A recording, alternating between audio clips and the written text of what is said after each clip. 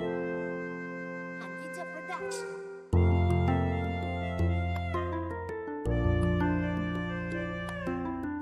Habari kaka. Shega tu. Samahani kaka.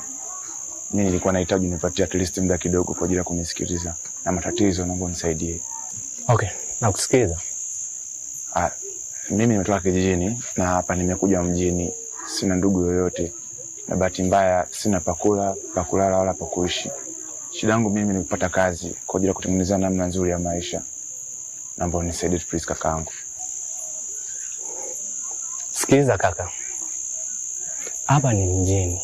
Hicho unachokitaka hakiwezi kutokea. Yaani ni sawa sawa kupesha jeneza.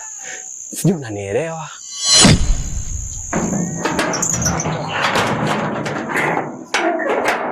Kaka, upasi kuwa hivyo.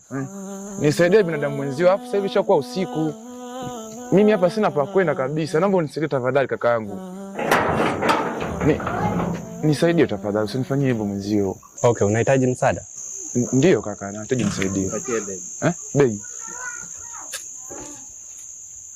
Begi. Ya, changamka.